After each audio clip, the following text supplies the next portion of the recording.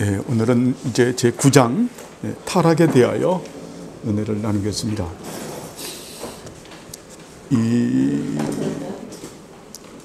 우리는 지금 그 토마스 카트라이트 선생님이 쓴 우리가 기독교 총론이라고 하는 기독교 교리를 공부하고 있는 거죠. 있는데 쉽게 말하면 이걸 다른 말로 말하면 신학이라고도 얘기할 수 있죠. 신학에는 그 7가지의 그 롯지, 체계가 있다고 말씀을 드렸습니다. 그 6가지로도 말을 하는데 7가지를 정의하는 게 좋은 것 같아요. 여기 토마스 카트라이트 선생님도 처음에 성경론 중요하죠. 다음에 두 번째가 삼위일체 신론. 그래서 이제 6개의 롯지, 체계라고 말할 때는 그 성경론을 뺍니다. 근데 성경론을 넣는 게 좋은 것 같아요. 성경론, 그 다음에 삼위일체 신론. 우리가 그동안 공부한 게 이제 삼위일, 하나님의 나라도 공부했고, 영원한 작정 교리도 얘기했고, 창조와 섭리까지 했는데, 이 모든 것을 우리가 하나님의 삼위일체론, 신론으로 놓고, 그 다음에 나오는 게 인간론이 나오죠. 인간론을 인죄론이라고도 말을 합니다. 그 다음에 기독론, 그 다음에 구원론. 자, 구원받은 백성들의 모임이 교회죠. 그래서 교회론. 그리고 종말론. 종말론이라고 하는 것은 지금 시대를 말하죠. 그 초림과 재림 사이에 우리가 살아가는.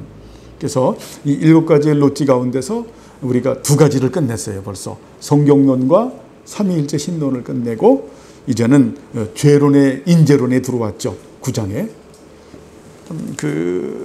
지루한 것 같아도 이렇게 잘 그렇게 해왔습니다. 그래서 이 9장은 죄론에 대하여, 이렇게 보면 타락에 대하여 다루고 있죠.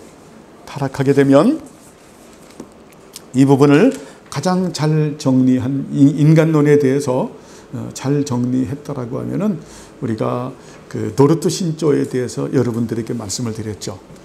전적 타락 교리, 다음에 하나님의 무조건적인 선택, 그 다음에 제한 속죄, 그 다음 불가항력적인 은혜, 그리고 마지막 5번째가 성도의 견인 교리가 있는데, 거기에서 이 전적 타락 교리에 대해서 그렇게 잘 말씀해 주고 있습니다. 오늘 오전에도 말씀을 드렸지만 우리가 구속의 질서에 대해서 말씀을 드리면서 이 전적 타락 교리는 너무 중요하다. 이 전적 타락 교리를 모르면 아주 교만한 사람이 돼요. 전적 타락 교리를 나눌 때 우리들은 윤리적으로 겸손할 줄 알고, 그리고 존재론적으로도 겸손할 줄 알아요. 사실은 우리가 많이 알고 있는 것 같으면서도 아는 게 많이 없거든요. 또 우리가 많이 행할 수 있는 것 같으면서도 우리가 행할 수 있는 게 없어요. 참 그런, 우리는 아주 작고 낮은 그런 존재임을 볼 수가 있습니다. 지금 우리가 시리아와 터키에 있어지는 그 지진을 보면서도 우리가 하나님의 섭리로 볼 때 그것은 어때요? 굉장히 우리가 동정하고 아프고, 앞으로 우리 주명교회도 어떤 그 총회에서 이 터키에 대해서 우리가 구제 헌금을 보냅시다라고 하면 우리도 참여해야 되겠죠. 당연하게. 왜냐하면 그게 복음적 삶이잖아요. 고아와 과부와 나그네들, 약자들을 돌보는 것에 대한 우리가 의무와 책임이 있는 거죠. 그러면서도 일어난 이 일련의 사건에 대해서는 우리가 딱 한 가지로 어떻게 우리가 판단할 수 있는 게 없죠. 여러 가지 과학적으로 얘기하고, 지질학적으로 얘기하고, 환경적으로 얘기를 해도 그것은 지엽적인 한 부분일 뿐. 그죠? 지엽적인 그런 거죠. 전체적으로 볼 때는 지금 그 지진이라고 하는 것이 앞면이라고 하면 뒷면에는 누가 있을까요? 하나님께서 계시죠. 하나님의 허락하심이 없으면 이 세상에 어떤 일도 일어나지 않죠. 우리가 하나님의 섭리라고 하는 이 우주의 이 공간 여백이라고 하는 것을 볼 때 이것은 어때요? 하나님의 선하신 거예요. 그래서 우리가 이 부분은 우리가 이해할 수 없는, 그렇죠? 그래서 참 우리가 그 불가해한 이 세상은 하나님의 불가해한 신비로 되어져 있는 그분을 애차라고 말을 했죠. 하나님의 그 설계, 디자인으로 되어져 있는 부분들을 우리가 생각해 볼 수가 있습니다. 처럼 우리는 알 수가 없다. 전적으로 타락한 우리들은 정말 그 윤리적으로 겸손해야 되겠고, 그리고 존재론적으로도 겸손해야 된다. 우리가 이 전적 타락 교리를 통해서는 그 두 가지 중요한 것을 우리가 배워야 돼요. 자, 그래서 이 부분에 그 창세기 3장 1절에서 24절까지의 말씀을 갖다가 이제 교재를 삼으면서 이제 그 죄론에 대하여, 인재론에 대하여 그렇게 드러내고 있음을 볼 수 있습니다. 제가 한 절 읽고 여러분이 한 절 읽고 이러면서 교독으로 우리가 24절까지 한번 봉독하죠. 그러나 뱀은 여호와 하나님이 지으신 들짐승 중에 가장 간교하니라. 뱀이 여자에게 물어 이르되 하나님이 참으로 너희에게 동산 모든 나무의 열매를 먹지 말라 하시더냐. 여자가 뱀에게 말하되 동산 나무의 열매를 우리가 먹을 수 있으나 동산 중앙에 있는 나무의 열매는 하나님의 말씀에 너희는 먹지도 말고 만지지도 말라 너희가 죽을까 하노라 하셨느니라. 뱀이 여자에게 이르되 너희가 결코 죽지 아니하리라. 너희가 그것을 먹는 날에는 너희 눈이 밝아져 하나님과 같이 되어 선악을 알 줄 아는 하나님이 아심이니라. 여자가 그 나무를 본즉 먹음직도 하고 보암직도 하고 지혜롭게 하는 만큼 탐스럽기도 한 나무인지라. 여자가 그 열매를 따먹고 자기와 함께 있는 남편에게 주매 그도 먹은지라. 이에 그들의 눈이 밝아져 자기들이 벗은 줄을 알고 무화과 나무 잎을 엮어 치마로 삼았더라. 그들이 그날 바람이 불 때 동산에 거니시는 여호와 하나님의 소리를 듣고 아담과 그의 아내가 여호와 하나님의 낯을 피하여 동산 나무 사이에 숨은지라. 여호와 하나님이 아담을 부르시며 그에게 이르시되 내가 어디 있느냐. 이르되 내가 동산에서 하나님의 소리를 듣고 내가 벗었으므로 두려워하여 수고하나이다. 이르시되 누가 너의 벗었음을 내게 알렸느냐. 내가 내게 먹지 말라 명한 그 나무 열매를 내가 먹었느냐. 아담이 이르되 하나님이 주셔서 나와 함께 있게 하신 여자 그가 그 나무 열매를 내게 주므로 내가 먹었나이다. 여호와 하나님이 여자에게 이르시되 내가 어찌하여 이렇게 하였느냐. 여자가 이르되 뱀이 나를 꿰물어 내가 먹었나이다. 여호와 하나님이 뱀에게 이르시되 내가 이렇게 하였으니 내가 모든 가축과 들의 모든 짐승보다 더욱 저주를 받아 배로 다니고 살아내는 동안 흙을 먹을지니라. 내가 너로 여자와 원수가 되게 하고 내 후손도 여자의 후손과 원수가 되게 하리니 여자의 후손은 내 머리를 상하게 할 것이요 너는 그의 발꿈치를 상하게 할 것이니라 하시고. 또 여자에게 이르시되 내가 내 임신하는 본을 그에게 하니 내가 여자와 자식을 낳을 것이며 너는 남편을 원하고 남편은 너를 다스릴 것이니라 하시고. 아담에게 이르시되 내가 내 아내의 말을 듣고 내게 먹지 말라 한 나무의 열매를 먹었은즉 땅은 너로 말미암아 저주를 받고 너는 평생에 수고하여야 그 소산을 먹으리라.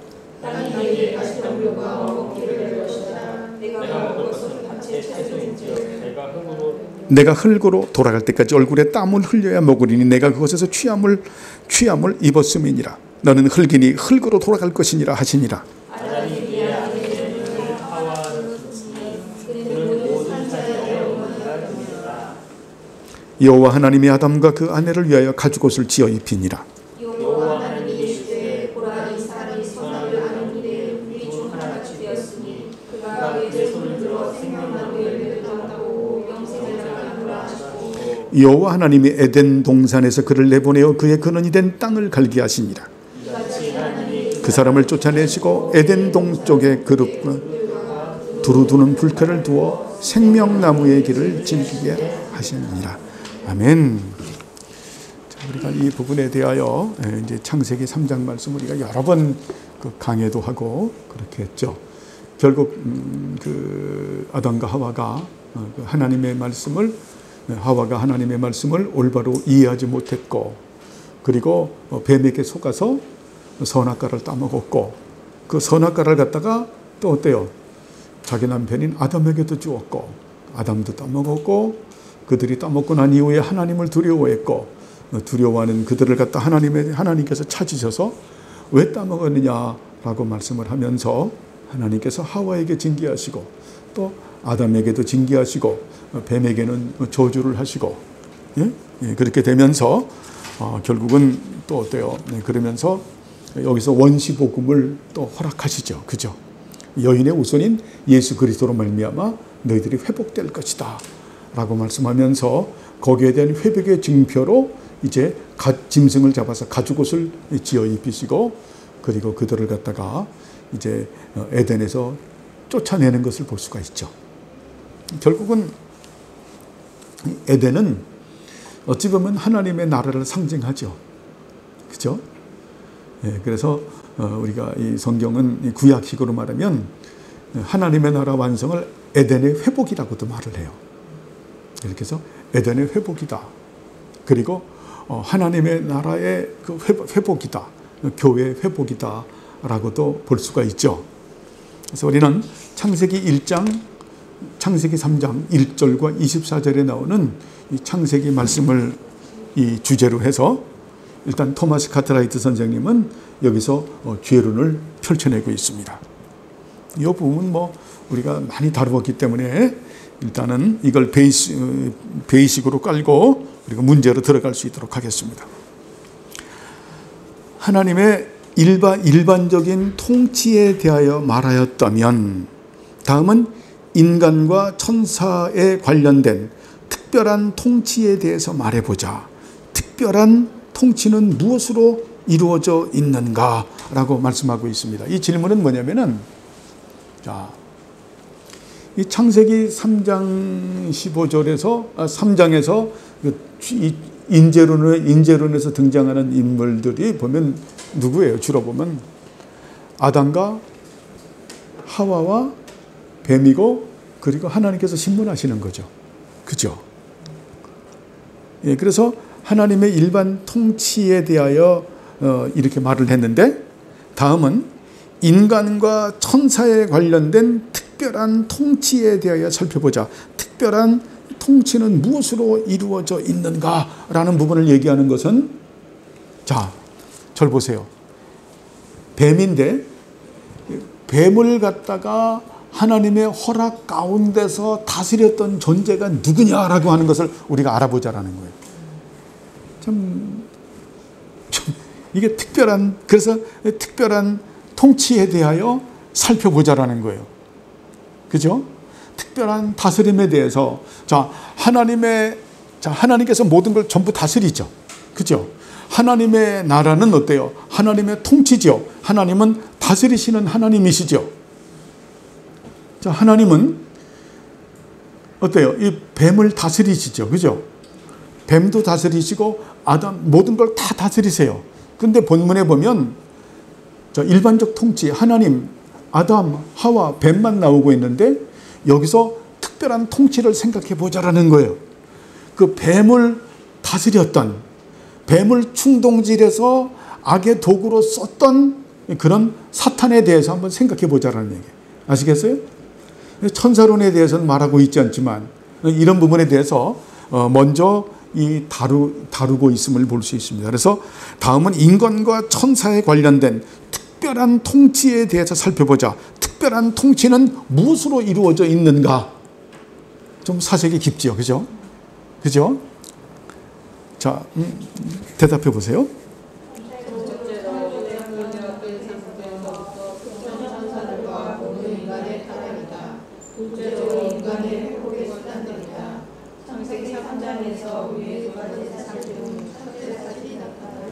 여기서 첫째는 뭐냐면 창조되었던 상태에서부터 특정 천사들과 인간의 타락이다.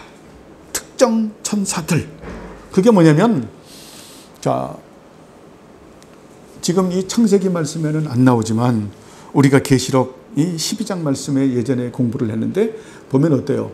천사가 선한 천사가 있고 타락한 천사가 있죠. 그죠? 지금 여기서 말하는 것은 타락한 천사에 대해서 알아보자라는 것을 말하고 있는 거예요. 타락한 천사. 이걸 조금 더 우리가 그 요한계시록 말씀을 한번 우리가 볼까요? 계시록 12장을 펴보시길 바랍니다.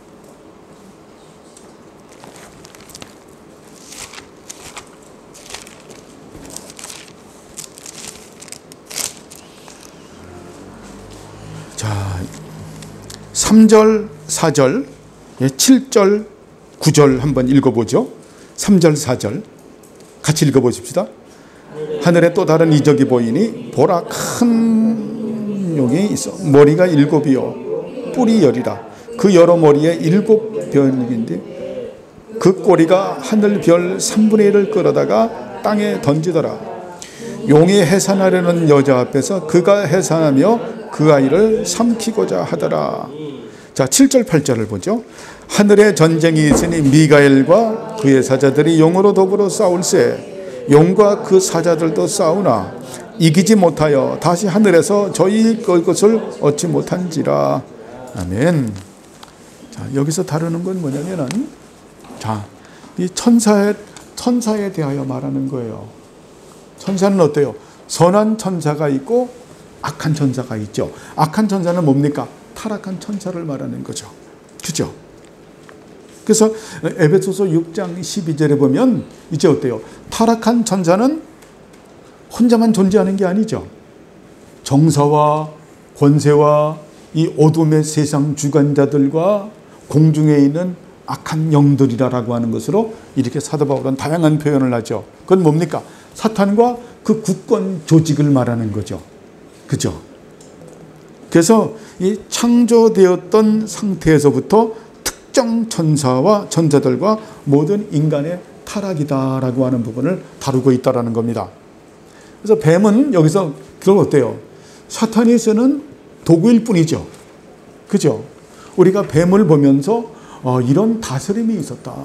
네? 하나님의 그 허락하신 가운데서 어때요? 타락한 천사가 누구를 가지고 뱀을 가지고 그러니까 아담과 하와를 그걸 죄를 짓게 한 그런 일이 있었다라고 하는 부분을 여기서 토마스 카트라이트 선생님은 말하고 있는 겁니다. 두 번째는 인간의 회복의 수단들이다. 자, 그러한 인간들 어때요? 죄로 말미암아 하나님의 형상이 파괴되었던 인간들을 갖다가 하나님께서 회복시키죠. 누구를 가지시고? 예수 그리스도를 가지고. 그게 뭡니까? 창세기 3장 15절이죠. 읽어보세요. 어느 분이 찾아서. 창세기 3장 15절.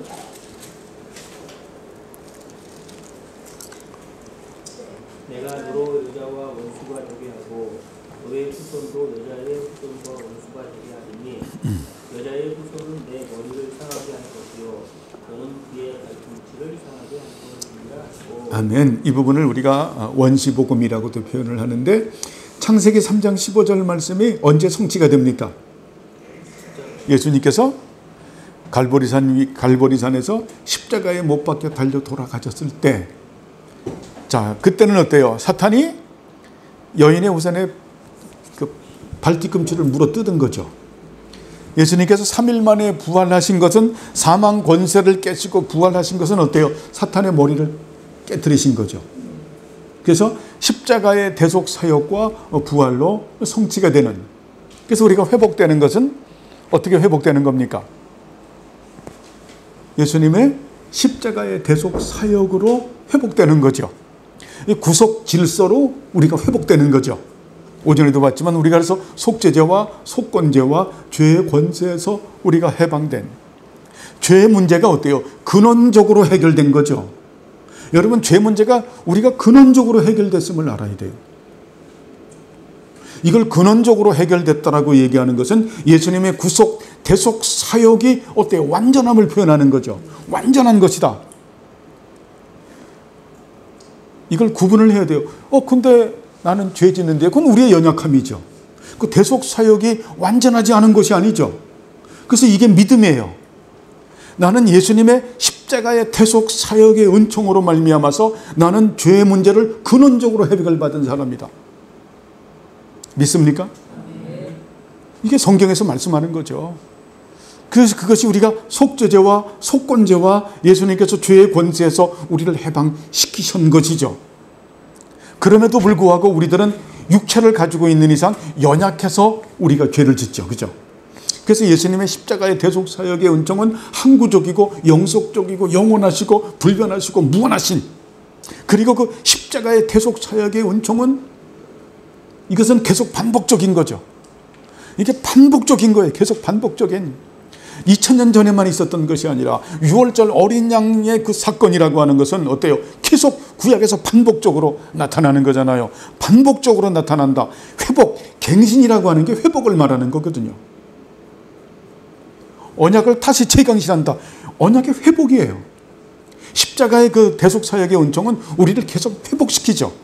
갱신이니까. 그죠? 회복시키는 거예요. 회복시키는. 이 출애굽을 말하는 것은 결국 어때요? 그 홍해바다의 그 기적과 그리고 은혜와 그 능력의 사건은 이스라엘 백성들 그 삶에서 계속 있어진다라는 거죠. 다양한 형태로. 그래서 우리가 죄를 짓는 것도 여기 보면 어때요? 하나님의 허락하신 가운데서 우리가 그렇게 죄를 짓게 됐다. 그런 가운데서 또 어때요? 하나님은 우리를 회복시킨다. 그래서 신학자들이 이 죄에 대한 이 작정 교리를 가지고 엄청나게 많이 그 논쟁도 하고 싸움도 해요. 싸움도 하는데,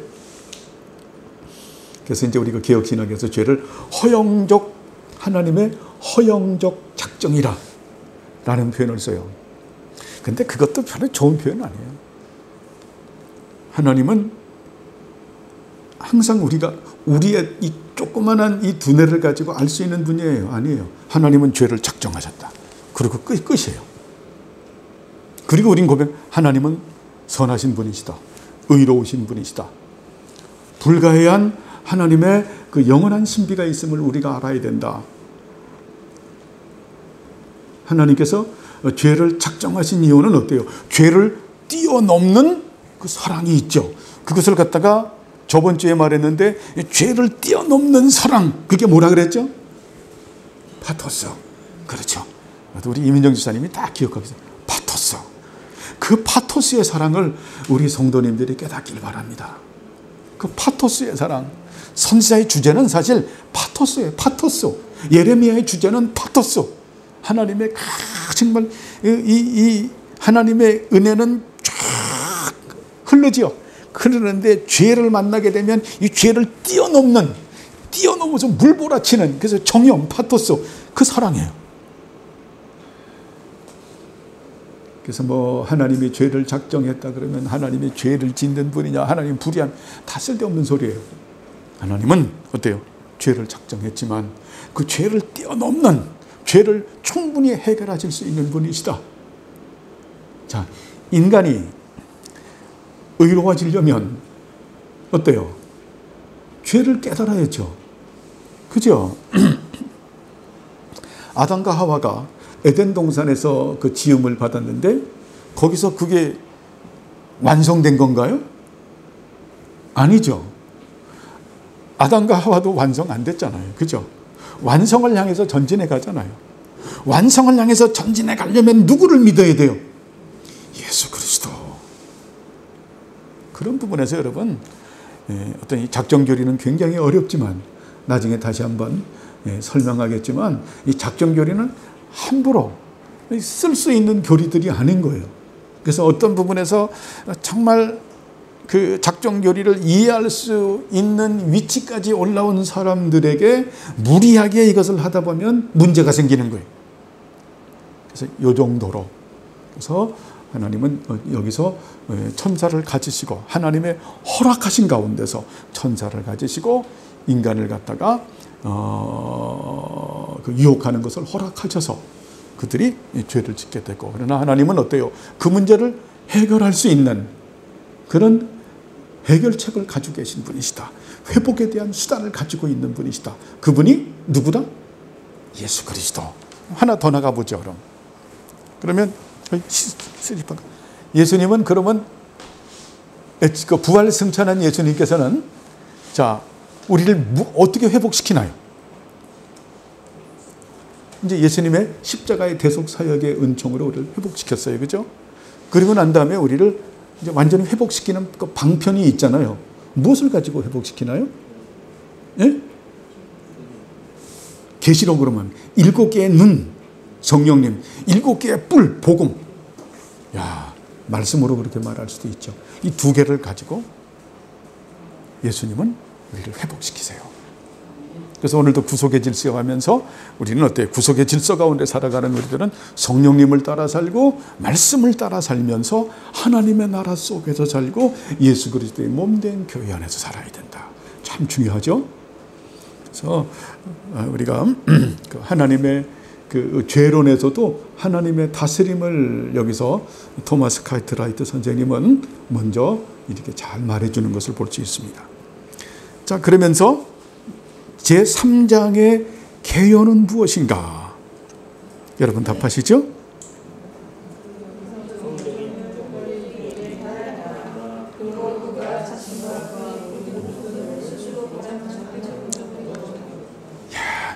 즉 3장의 개요는 무엇인가라고 하는 이것은 3장의 개요는 여러분 대표 원리예요. 대표 원리. 대표 원리. 이성적인 피조물 특별히 인류의 타락이다. 그리고 그가 자신과 그 모든 후손을 스스로 비참한 상태로 던져버린 것이다. 무슨 말입니까? 아담은 인류의 대표자가 된 거죠. 그죠? 인류의 대표자가 돼서 그 자신과 그 모든 후손을 스스로 비참한 상태로 던져버린 것이다. 죄가 전가되게 했다라는 겁니다. 죄가 전가되게 했다. 예전에 한번 설명한 적이 있었어요. 이 부분을 쉽게. 자, 우리나라의 이제 월드컵 나가면은 한일전에 하면 우리나라의 그 대표 선수 있잖아요. 일본도 대표 선수 있잖아요. 거기서 어때요?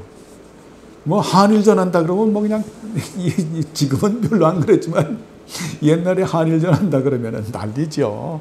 또 월드컵에서 만난다거나 아시안컵에서 만난다 그러면은 완전히 박 터지는 싸움이죠. 그죠? 도쿄에서도 난리지만은 서울에서도 난리죠. 서울에 시청 앞 그냥 붉은 악마 난리죠. 그렇게 딱 했는데 우리나라가 이겼어요. 그래서 말한 게 뭐냐? 도쿄 대첩. 근데 일본에 있는 조기 축구회가 야 이거 인정할 수 없다. 다시 한번 붙자. 그게 가능합니까? 안 되자는 거잖아요. 이 대표 원리라고 하는 것은 그야말로 대표인 거예요. 아담이 인류의 대표인 거예요. 아담이 범죄했으면 우리는 아담의 허리 안에 있는 거죠. 아담의 후손이죠. 우리들은 전부 다 범죄한 존재들이에요. 다 죄인들이에요. 그것을 갖다가 우리 부모들이 잘 알죠. 그죠? 어머니들이 딱 나면은 얼마나 이뻐요. 이쁘면서도 어때요? 죄인임을 알죠. 그죠? 야, 이게 가르쳐 주지도 않았는데 요만한 조그만 진짜 머리통도 요만한데 거기서 자기 나름대로 애기인데도 유한데도 세계관을 가지고 있잖아요. 그렇죠? 아주 세계관을 가지고 있어요. 응? 아주 자기 중심적이고 아주 이기적인 그런 부분들이 보면은 이제 제일 우리가 쉽게 볼 수 있는 게 뭡니까? 얼러주는 거잖아요. 그렇게 애기 이쁘다고 얼러주면은 어때요? 24시간 그렇게 얼러주기를 바라죠.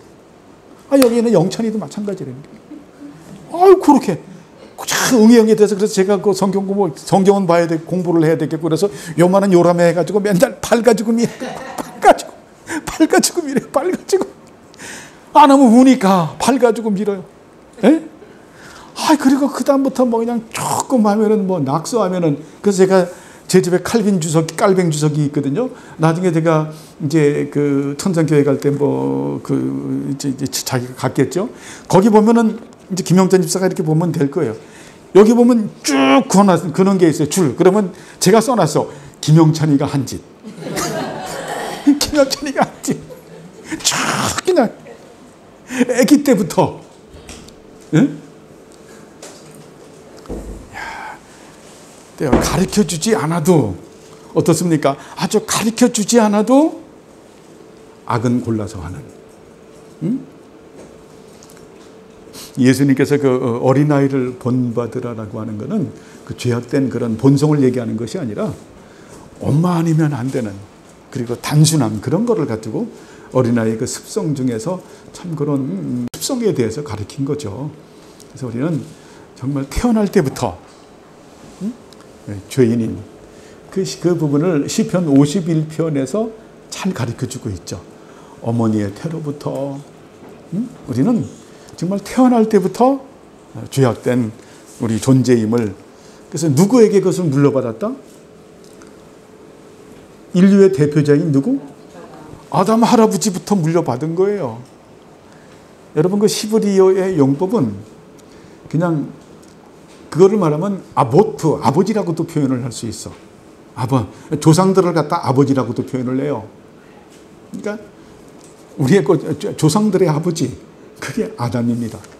아담으로부터 우리가 물려받았다. 그래서 아담은 인류의 대표가 되는 그런 우리들이죠. 그래서 우리들에게는 어때요? 그래서 그 죄를 물려받아서 우리가 오리지널 신이라고 하는 원죄가 있어요. 또 오리지널 신이라고 하는 것을 거기서 나오는 액추얼 신, 자범죄라고 하는 것이 또 있는 거예요. 그래서 거기서 생겨진 오늘 오전에 공부했지만 율법의 낯선 여인과 같은 또 6개의 그런 뭡니까? 자라라고 하는 것이 있죠. 그죠? 육체의 소욕이 있고, 죄의 부패성과 오염이 있고, 오만한 자아가 있고, 그리고 악하고 음란한 습성이 있고, 사상적 타락의 습성이 있고, 사탄에게 내 자신을 내어주는 어떤 이 죄에 대한 노예 근성, 노예 의지를 가지고 있는 거죠. 이스라엘 백성들이 출애굽을 하고 난 이후에서도 가장 큰 문제가 뭐였었어요? 광야 생활에서 노예 근성, 노예 의지죠. 어떻게든지 어디로 돌아가고 싶다? 애굽으로. 그게 노예 근성이고 노예 의지죠. 지금 예수님을 믿고 유월절 어린 양으로 구원받고 홍해바다가 유월절 사건을 경험하고 홍해바다를 건너서 그렇게 정말 그 구원을 말하잖아요. 유월절 어린 양, 그 십자가의 대속 사역이죠. 그 십자가의 대속 사역의 은총으로 말미암아 구원받은 사람들의 받는 게 세례잖아요. 그래서 홍해바다가 세례의 사건이잖아요. 그러고 나서 하나님께서 어때요? 이제 너희들이 아브라함에게 언약했던 그 가나안 땅에 들어가서 창세기 12장 1절에서 3절까지 말씀했던 그 언약을 이루어라. 바로 뭡니까? 하나님의 나라의 왕이요 중심이신 예수 그리스도의 태속의 죽으심과 부활하심과 영화로우심이라고 하는 구원의 모든 프로그램을 온천의 만방에 선포해라. 그러기 위해서 구원시킨 거잖아요. 세례도 줬잖아요. 홍해바다. 그리고 들어가야 되는데 그들이 어디를 그리워해요? 애굽을 그리워합니다. 예? 이 노예 근성, 노예 의지 때문에 하나님께서 몇 년을 훈련시켜요. 40일이면 들어갈 거를 갖다가 40년 동안 훈련을 시키죠. 이제 근육 훈련을 시키는 거예요. 그렇죠? 그래서 우리들에게는 그런 약점이 우리들에게 있다라는 거예요. 그렇죠? 그래서 노예 근성, 노예 의지를 우리는 어떻게 한다? 날마다 십자가에 못 박는다. 이게 구속 질서다, 여러분. 그죠? 그래서 게으르지 말고 열심을 품고 십자가에 못 박으세요. 요즘 그 현대인들은 뭐 우리 주명께서는 그런 거 안 하지만 뭐 죄를 싫어해서 죄를 얘기하지 않는다가 말도 안 되는 얘기예요. 여러분, 죄를 모르고 죄를 얘기 안 하고 죄를 모르고 죄에 대한 것을 모르면 뭘 모르는 거예요? 십자가를 필요가 없잖아요. 그죠? 예수님께서 이 땅에 오신 목적이 뭐예요? 당신의 백성들을 죄에서 구원하기 위해서 이 땅에 왔는데 교회에서 죄 얘기를 안 하면 무슨 얘기를 안 하는 겁니까? 십자가 얘기를 안 하는 거죠. 그러면 뭐 얘기할 거예요? 그래서 축복만 얘기하는 거예요. 행복만 얘기하는 거고. 여러분, 번영과 축복이라고 하는 거 우리가 이 지진을 보면서 어때요? 그냥 한순간에 없어지는. 그래서 제가 말씀드리잖아요. 요새 와서 계속 강조하겠지만 우리가 일의 성취로 인하여 만족하지 말자. 일의 성취로 말미암아 주어지는 어떤 지위로 만족하지 말자. 일의 성취로 주어지는 경제적인 안정과 부흥으로 어떤 풍요함으로 만족하지 말자. 요번에 이 지진을 보면서 그 으리으리한 건물들 한 번에 그냥 쫙 없어지는 걸 봐요. 그것이 나쁜 건 아니에요. 그건 우리에게 은혜로 주시는 거예요. 그 은혜가 뭐가 되지 말자? 목표가 되지 말자. 아시겠죠? 여러분 이해하시죠? 그것이 잘못됐다고 얘기하는 게 아니에요. 그건 그렇게 우리가 바르게 살면 하나님께서 그 은혜를 주세요. 그러나 하나님의 뜻은 우리하고 다르기 때문에 분배적 은혜도 다르고 또 다르게 다른 방향으로 나타날 수도 있어요. 진정한 것은 어때요? 하나님으로 만족하는 거죠. 이게 되게 중요한 거예요. 예? 이런 부분들이 대단히 중요하다.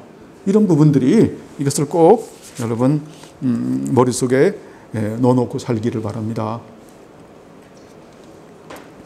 자, 그러면 세 번째입니다. 당신은 이성적인 피조물의 타락에 대하여 어떻게 생각하겠는가?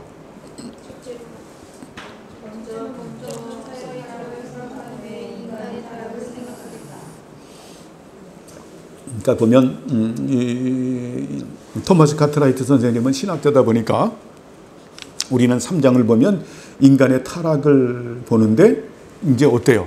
이분은 어디까지 보는 겁니까? 하나님의 작정과 예정까지 보면서 작정과 예정 교리 가운데서 타락을 보는 거죠. 그죠? 자, 작정 프로데시스, 그 다음에 프로오리조라고 하는 예정이라고 하는 것은 어때요? 인격적 존재를 예정하는 거죠. 작정은 어때요? 역사적 사실 모든 것을 말하는 거죠. 그죠? 모든 것. 그러나 예정이라고 하는 것은 인격적 존재를 말하는 거죠. 인격적 존재는 두 가지죠. 우리가 이미 토마스 카트라이트 공부했죠. 인격적 존재는 누군가? 천사와 인간. 그죠? 그래서 인간의 여기서 3장에서 말하는 것은 인간의 타락이 있기 전에 누구의 타락이 있었다 먼저? 천사의 타락이 있었다. 이래야 이게 설명이 되기 때문에. 이해하시겠어요? 그죠?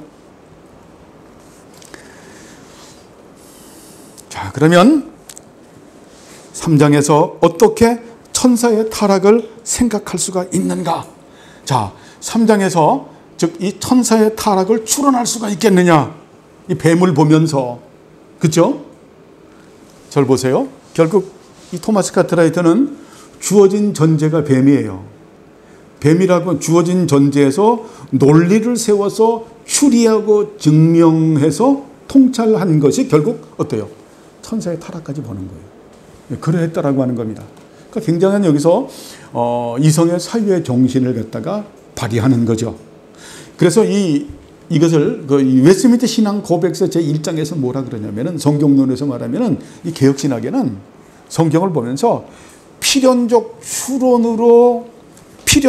추론으로 길어내는 하나님의 뜻이 있는 거예요. 이것이 누구의 사역이에요? 성령님의 사역이죠. 그죠? 그러니까 이렇게 사색하는 것이 맞는 거예요. 이건 성경적 사색이죠. 단순한 이성적 사유의 정신이 아닌 거죠. 철학적 사색이 아닌 거죠. 자, 그래서 이 부분도 또 우리가 예전에도 많이 했는데 그 이성적 사유의 정신이라고 하는 것은 이거를 갖다가 소프론이라고도 말을 하거든요. 건전한 마음. 이것은 어때요? 일반 은총적인 사색의 정신과 특별 은총적인 사색의 정신을 말하는 거예요. 자, 일반 은총적인 사색의 정신과 특별 은총적인 사색의 정신은 구분은 해요. 왜? 일반 은총과 특별 은총이 다르니까. 그러나 결코 뭐 할 수 없다? 분리할 수는 없다. 그죠? 분리할 수 없다. 그래서 어때요? 일반 은총은 특별 은총의 시녀죠. 특별 은총을 찾아내기 위한 시녀, 하인에 불과한 것이다. 자, 그런데 그럼에도 불구하고 일반 은총의 은혜가 없으면 특별 은총을 깨달을 수가 없는 거죠. 그죠? 깨달을 수가 없는 거예요. 예전에 교회에서 보면 그런 말을 했어요. 아덴과 예루살렘이 똑같다고 얘기할 수가 있겠느냐? 근데 그거 별로 좋은 생각이 아닌 것 같아요. 아덴과, 즉 아덴이 뭐냐면 철학적 사유의 정신과 자 예루살렘 하나님을 아는 지식과 같다고 얘기할 수가 있느냐? 다르죠. 그러나 어때요? 아덴은 대단히 중요한 거죠. 아덴이 없으면 예루살렘을 깨달을 수가 없는 상당히 중요한 거예요. 그래서 여러분들이 기도하면서 이제는 우리들이 다양하죠. 우리 후손들이 있잖아요. 그죠? 또 후손들 먼저보다도 내 자신이 있잖아요. 그래서 이 일반 은총적인 사유의 정신도 우리가 기도해야죠. 제가 늘 말씀드려요. 관찰력, 해석력, 이해력, 논리력, 추리력, 통찰력, 응용력, 적용력, 거기서 근거한 창의력, 그리고 어때요? 논증력, 거기다가 암기력과 기억력까지 있으면 더 좋겠다. 지금 토마스 카트라이트라고 하는 부분은 이 주어진 전제에서 논리를 세워서 추리하고 증명하는 성령님에 의해서 그렇게 하면서 뱀의 후손이라고 하는 것을 어때요? 이 개혁신학이라고 하는 작정 교리에서 살펴보면서 어때요? 그 인간의 타락 이전에 천사의 타락이 있었다. 이성적 존재의 타락이 있었다라고 하는 것을 길어내는 거죠. 이런 은혜가 우리들에게도 있어지면 좋겠다라는 말을 지금 하는 거예요. 그죠? 이런 성경적 사색을 하는 여러분 생각이 점점점 더 깊어지는 사색이 깊어지는 우리 모두가 되길 바랍니다. 저번에도 말했지만 우리가 초중고는 암기력이에요 사실. 대학은 이해력이고 그 다음에 대학원 세미나리부터 우리가 천상교회 갈 때까지는 우리가 사색력이에요. 사고하는 거, 팅킹하는 거, 생각하는 거. 성령님의 은혜로 인해서 우리의 눈이, 우리의 생각이, 하나님을 아는 지식의 생각이 더욱더 밝아지는 우리들이 되기를 바랍니다. 그래서 여러분 어때요? 예수님을 믿으면 믿을수록 더욱더 어떻게 됩니까? 총명해지는 거죠. 그죠? 더욱더 총명해지는 거잖아요. 그죠? 더욱더 저는 그래서 예전에도 보면 시골 교회 권사님들 보면 예전에 시골 교회 권사님들 한글을 제대로 몰랐어요. 근데 날마다 성경 보고 날마다 말씀 듣고 찬송 기도하고 제가 그 80년대 전도사 할 때 보면 권사님 집에 가면 권사님이 정말 그 남편을 여인 권사님 그 권사님 믿지도 못해요. 단간 새방에 살아요. 근데 권사님이 얼마나 고상해 보이는지 얼마나 지적인 그런 지성적인 부분이 드러나는지 성령님께서 함께 하시면 거룩한 정신인 거룩한 영이신 성령님께서 함께 하시면 우리 각자에 맞게끔 뭘 줘요? 지혜와 계시와 명철의 정신을 주세요. 그렇죠? 그렇게 해서 우리가 정말 하나님을 알아가는 성경의 말씀을 우리가 깨닫고 알아가는 그러한 은혜들이 우리에게 있어지죠. 자, 그래서 이 3장에서 어떻게 천사의 타락을 생각할 수 있는가? 여러분이 답하시죠?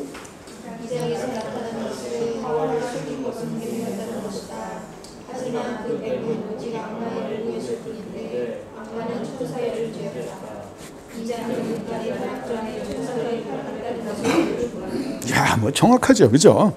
이 장에서 나타나는 것은 하와를 속인 것은 뱀이었다는 것이다. 하지만 그래서 악마가 옛 뱀으로 불리우고 또는 창조 때부터 살인자였다고 불리운 데서 나타나는 것처럼 그 뱀은 악마의 도구일 뿐이다. 악마의 도구일 뿐이죠. 그죠? 악마는 누굽니까? 천사의 존재죠. 이 장은 인간의 타락 전에 천사들이 타락했다는 것을 보여준다. 여러분, 그래서 우리가 여기서 하나의 적용해 나갈 점, 우리가 교리는 배우면 항상 어때요? 적용하는 것이 없으면 이 교리는 아주 그 뼈 같아요. 그죠?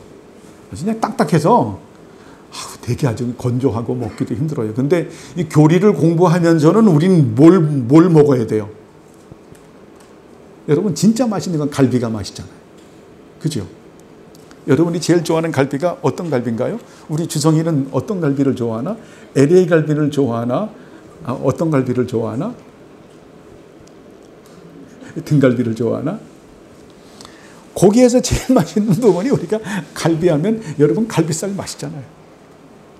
이 교리는 갈비하고 같아요. 근데 이 갈비에는, 이 교리 갈비는 여러분 살이 많아. 붙어있는 살이 먹음직스럽게 그냥, 예? 아주 살이 많아요. 응? 살 많은 갈비. 그러니까 우리가 교리를 보면서는 어때요? 우리가 그 적용해서 뜯어먹는 그런 은혜가 있어야죠. 그래서 우리가 교리를 공부하잖아요. 만약에 이것만 하고서 그냥 넘어가면 여러분 얼마나 지루해 그럴 거 아니에요. 그래서 우리가 공부하면서 요 네 문구를 공부하면서도 여러 가지 살들이 있는 것처럼 오늘은 여기까지만 하는데요. 여러분, 그래서 항상 사탄이 쓰는 도구들이 있죠. 사탄은 누구를 가지고 쓸까요? 정사와 권세와 이 어둠의 세상 주관자들과 공중에 있는 악한 영들인 사탄의 국권 조직은 사실 어때요? 코스모스라고 하는 세상을 가지고 써요. 그러니까 보통은 우리 삶의 현장에서는 누구를 가지고 쓰냐면 사람들을 가지고 써요. 그죠? 직장에서 사람들을 가지고 써요. 가족 중에서도 사람을 가지고 써요. 야, 그것도 예수 안 믿는 사람이 아니라 예수 믿는 사람을 가지고 쓸 수도 있어요.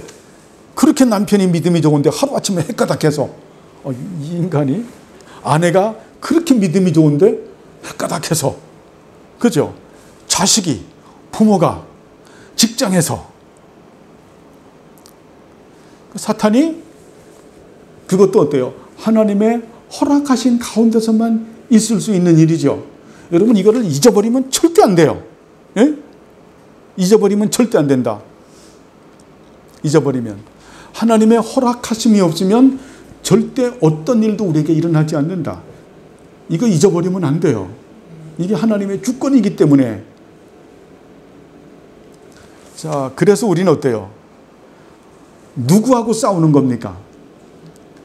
혈과 육에 대한 싸움이 아니라 공중 권세를 잡고 있는 악한 영들과의 싸움이죠. 그러니까 남편과 싸우면은 어때요? 사탄한테 진 겁니까? 이긴 겁니까? 진 거지요. 일단 진 거예요. 열받죠. 예? 저도 굉장히 감정적인 사람이기 때문에 열도 금방 내요. 그러면서도 금방 또 뉘우치죠. 이러면 안 되는데. 그때 쏘리. 순간적으로 어때요? 멈춰야죠. 그죠? 멈춰야죠, 그때. 그리고 여러분, 이제 이 교리를 배우면서 작정을 해야 돼요. 난 앞으로 누구하고 싸움하지 않는다? 사람하고 싸우지 않겠다. 저 새벽마다 제가 기도하면서 결정하는, 주님, 제가 싸움하지 않겠습니다. 집에서 제가 오순숙 사모님하고 싸움하지 않겠습니다. 제가, 우리 영찬이가 저를 사랑해서 아빠하고 친하니까 아주 간죽간죽거리면서 제가 뭐 하나 잘못하면 꽃들이 쫙 잡고 제가 영찬이하고 싸우지 않겠습니다. 근데 그게 또 그 피가 주영이한테 가지고 주영이도 또 꼬짝. 주영이하고 제가 싸우지 않겠습니다. 제가 이웃에 있는 사람들, 노회에 가서 저하고 의견이 다른 사람들, 어떤 사람들하고도 제가 싸우지 않겠습니다. 우리의 싸움은 혈과 육에 대한, 사람에 대한 싸움이 아닌 거예요. 그죠? 그 뒤에 있는, 앞에 있는 것이 표면이에요. 표면과의 싸움이 아니에요. 그 뒤에 있는 것을 우리는 봐야 되죠. 여기서 토마스 카트라이트가 말하는 것은 앞에 있는 것은 뱀인데 뱀이 실체가 아니라 뒤에 있는 것이 누구다? 사탄인데 그게 실체다. 그죠? 그러니까 우리는 이런 걸 배우면서 어때요? 이걸 배우기 전에는 앞에 있는 맨 얼굴과 싸웠는데 이제는 그 맨 얼굴과 안 싸우는 거죠. 뒤에 있는 대상하고 싸워야죠. 그죠? 그죠? 되게 쉽지 않죠? 저도 쉽지 않거든요. 그래서 기도해요. 하나님 저에게 궁일과 자비와 겸손과 온유와 오래 참음의 인격을 덧입혀서 제가 용서하고 용납하고 관용하고 배려하고 관대한, 이게 하나님 나라예요. 사실은 이런 인품을 갖고 제가 이런 인품으로 제가 만들어지고 이런 인품으로 장성해서 제가 제 인생이 완성되길 바랍니다. 이게 사실 하나님 나라 완성이기도 해요. 이게 의의 평강과 희락의 나라이기도 해요. 그죠? 여러분, 그래서 혈과 육과 싸우지 않길 바랍니다. 절대 이기려고 하지 마세요. 다투려고도, 싸우려고 하지 마세요. 응? 이기자, 싸우자, 나가자, 그리고 싸우자, 이기자. 헬라 사람들이 그런 걸 했는데 우리는 아니에요. 나는 절대 사람과 싸우려고 하지 않는다. 나는 사람과 다투려고 하지 않는다. 난 사람과 사람을 이기려고도 하지 않는다. 그리고 무엇보다도 그 사람을 뜯어 고치려고도 하지 않는다. 여러분, 아내 되는 여러분들, 남편을 뜯어 고치려고 하지 마세요. 남편은 절대 뜯어 고쳐지는 존재가 아니에요. 생리적으로 그렇게 돼 있어요. 질서의 차이도 있고 절대 뜯어 고치려고 하지 마세요. 싸워서 이기고 승리하고, 지금 정서가 보면은 요즘 참 이상해졌죠. 되게 겁이 없이 삼시세끼를 달라 그러냐고, 이상한 말들을 막 하는데, 그냥 여러분이 코미디를 넘기시고 그냥 어때요? 기도하세요. 하나님께 기도하세요. 우리 사모님이 얼마나 저를 보고 형광등이라 그랬는데, 예? 형광등이라고 보면, 근데 저랑 안 싸워요. 사모님이 저랑 안 싸워요. 그냥 저를 위해서 기도하는 거예요. 요즘에 와서 저한테 고백하네. 형광등인 줄 알았더니 지금 굉장히 많은 아주 좋은 LED 등처럼 됐다고. 기도하니까. 여러분, 싸운다고 절대 바뀌어지지 않아요. 아내 싸운다고 바뀌어지지 않아요. 자식 싸운다고 바뀌어지는 게 아니에요. 누구하고 싸운다 우리는? 사탄과요. 붙들고 싸운다. 그래서 그게 씨름이에요. 기도로 씨름하면서 하나님 앞에 호소하면서 하나님 은혜를 내려주세요. 그리고 그 앞에서 뭐를 보이는? 본을 보이는. 그리고 무엇을 쌓게 해요? 남편의 머리에 정말 이 수술, 아내의 머리에 수술, 자식의 머리에 수술. 그렇게 사랑으로 이 싸움을 이겨나가시길 바랍니다. 여러분, 우리는 교리는 이런 걸 배우는 거예요. 그죠? 그 앞면과 우리는 뒷면을 보면서 싸운다. 그리고 우리가 또 어때? 앞면에는 이런 거 있지만 뒷면에는 누구의 허락이 있다? 하나님께서 허락이 있다. 우리가 이런 것을 보는 거죠. 그죠? 보면서 정말 뱀의 뒤에는 우리들을 괴롭히는 그 적군의 뒤에는 반드시 사탄이 존재한다. 그러므로 애꿎은 사람하고 싸워서 여러분 그냥 정말 그 피를 흘리는 우리가 되지 않기를 바랍니다. 그렇죠? 그렇게 살았던 우리가 교회의 그 대표적인 어른이 있잖아요. 초대교회, 우리나라 초대교회 그 대표적인 어른이 누굽니까? 손양원 목사님이 그런 분이죠. 그죠? 그래서 어때요? 그런 분들은 이런 지식을 가지고 있는 거예요. 사실은 옛 어른 사실 이런 지식이 있었을까 했는데도 정말 그 사랑의 원조탄이라고 하는, 그렇죠? 그렇게 살았던, 그러니까 그 어른은 얼마나 행복한 삶을 살았어요. 자기 아들을 죽인 원수를 갖다가 양아들로 삼고 품어서 살았으니 얼마나 행복한 사람입니까? 응? 그 자기 아들을 죽인 그 놈을 갖다가 품에 안고 저놈 날마다 거기 지켜보면 저놈 오늘 벼락 맞아 뒤지지 않았나? 저놈 정말 콜레라 걸려서 교통사고 나서 그렇게 안 하고 햇살이 품에 안고 와서 아들로 삼아서 하나님의 사람으로 양육하는 그분이야말로 승리자죠. 그죠? 자기 아들을 죽인 배우자에 누가 있는 것을 알고 사탄의 머리를 깨트린 자죠. 예수님처럼 살인자죠. 우리도 이 말씀을 배웠으니까 이제 그런 훈련을 하고 연습을 해야 되겠죠. 하루아침에는 안 되지만 여러분 절대로 예수 믿고 나서 훈련과 연습이 없이는 그걸 경건의 훈련이라고 해요. 디모데에게 말하는. 헬라인들이 말하는 그 육체의 연습은 다른 게 아니에요. 헬라인들이 말하는 육체의 연습은 아주 지성을 예리하게 가는 거예요. 지성을 예리하게 가르면서 그러면서 어때요? 지성이 너무 시퍼래지면 안 되니까 그래서 예술을 하는 거예요.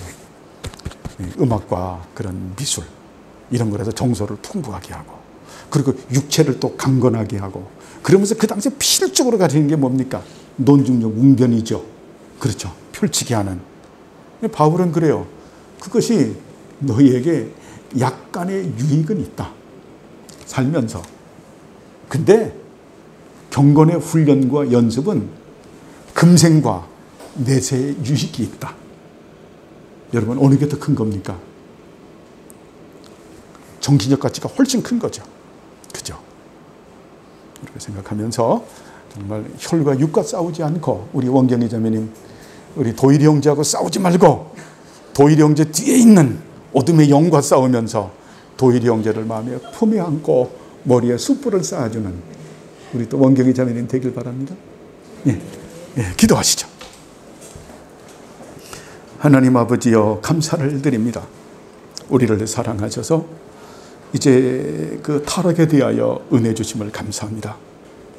이 타락 교리를 우리가 보면서 하나님 앞에 우리가 윤리적으로 겸손하게 하시고 또 존재론적으로 겸손한 우리들이 되게 하셔서 정말 주께서 원하는 그런 삶의 옳은 방편으로 살아가는 지혜로운 우리 모두들이 되게 하옵소서.